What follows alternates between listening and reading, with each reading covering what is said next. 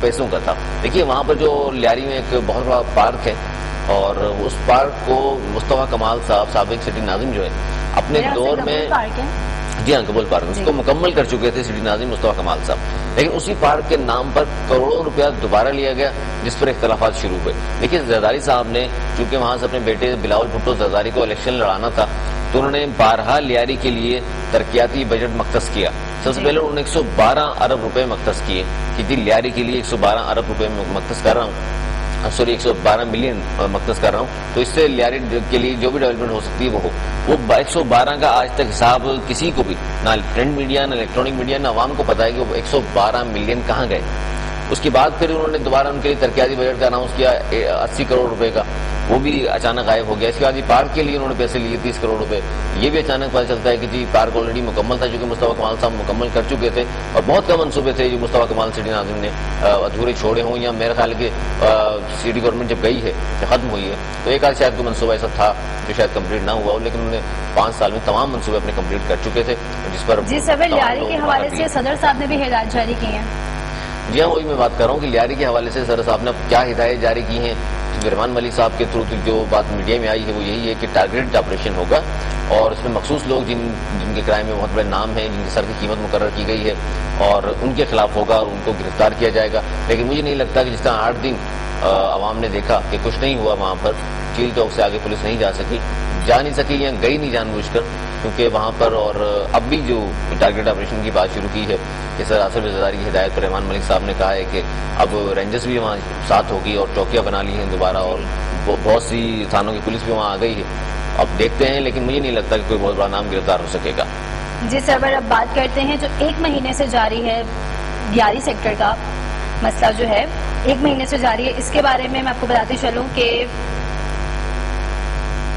Lyari sector کا معاملہ تو ابھی تک حل نہ ہو سکا, کھدائی بھی ہوئی, پانی کی جھیل بھی بن گئی, حقائق سامنے نہیں آ سکے. دیکھیے یہ بہت بڑا المیہ ہے کہ کیونکہ لیاری سیکٹر جو ہے وہ خاص طور سے سیاچن کے حوالے سے ہم بات کریں گلابوں کی سرزمین کہا جاتا ہے, حالانکہ وہاں کوئی بھی پودا اور اس طرح کی کوئی چیز خاص پونچھ تک وہاں پیدا نہیں ہوتی. اور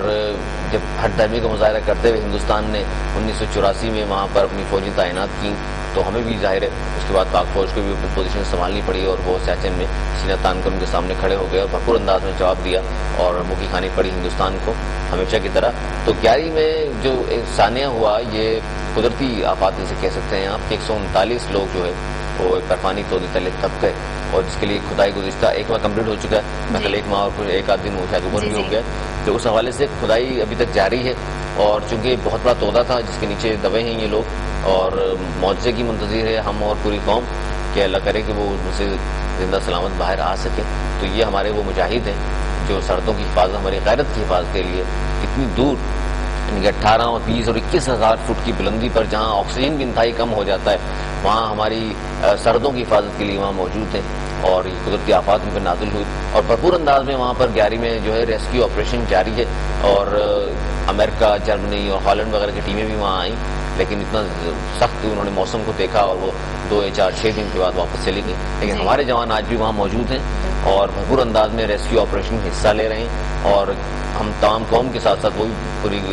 قوم کے ساتھ ساتھ ہماری فوج بھی منتظر ہے کسی معجزے کی کہ ہمارے یہ لوگ جو ہیں وہ زندہ سلامت ہمیں مل جائیں. جی سر اب بات کرتے ہیں لوڈ شیڈنگ کی کہ آج کل بلب تو کہیں جلتے نظر نہیں آ رہے مگر دیکھا گیا ہے کہ ٹائر ہر جگہ پہ جل رہے ہیں. جی ہاں عوام مشہور ہے اور یہ ایک بہت بڑی حقیقت یہ ہے کہ ہمارے ہاں جو جتنے بھی ڈیم بنائے گئے ہیں جن جن ذرائع سے ہم بجلی حاصل کرتے ہیں اس سے ہمیں 22,000 میگا واٹ بجلی حاصل ہوتی ہے. لیکن عوام کی آنکھوں میں دھول ان سیاستدانوں نے اور حکومت نے اس طرح جھونکتی ہے کہ اس طرف لوگوں کا دھیان نہیں جاتا کہ اس وقت کہا جا رہا ہے کہ جی 6-6.5 ہزار میگا واٹ شارٹ فال موجود ہے. دیکھیے پورے ملک کو جو بجلی چاہیے ہوتی ہے وہ 18,000 میگا واٹ ہے جبکہ ہمارے یہاں کیپیسٹی جب ہم اس سے پہلے جو پیدا کر رہے تھے اور ہمارے جو وسائل ہیں ان کے ذریعے ہم 22,000 میگا واٹ بجلی پیدا کر سکتے ہیں. تو وہ کیا وجوہات ہیں جن کی وجہ سے ہم صرف 12,000 میگا واٹ بجلی پیدا کر رہے ہیں اور 18 کی ہمیں جو ہے نا ضرورت ہے یعنی کہ 6,000 میگا واٹ کا اس وقت شارٹ فال ہے حالانکہ ہم 22,000 میگا واٹ بجلی پیدا کر سکتے ہیں. تو یہ جان بوجھ کر کیا جا رہا ہے عوام پر بوجھ ڈالا جا رہا ہے. اچھا ایک اور بڑی اہم بات ہے کہ 6,000 میگا واٹ بجلی کی لوڈ شیڈنگ ہے عوام ظاہر مجبور ہیں باہر آنے پر احتجاج کرنے پر. ہم اس بات کو اسی سے کنٹینیو رکھیں گے لیکن اس وقت ہوا ہے یہاں پر ایک کمرشل بریک کا.